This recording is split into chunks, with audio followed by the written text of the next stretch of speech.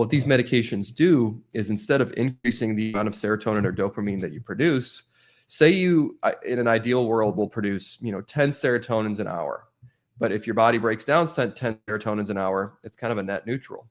Well, say you can only produce 1 per hour because for some reason your body is not making what it needs to.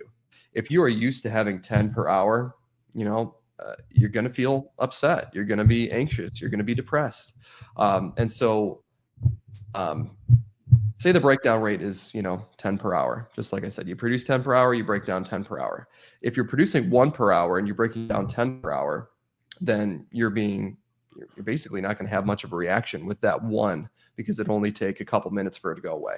So you'll have 54 minutes out of the hour that you're not perceiving that serotonin or dopamine.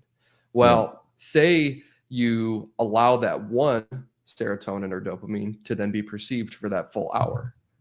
Well, if that's the case, then you'll have that same effect as the other ones that were ideally supposed to be produced.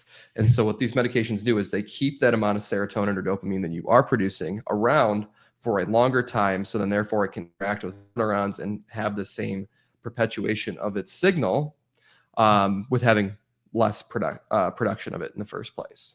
So it basically just inhibits the breakdown in what we call the synaptic cleft. So in your synapse, there's this little gap between the neurons and their little finger-like projections that neurotransmitters and then sense the neurotransmitters and then pass down the signals.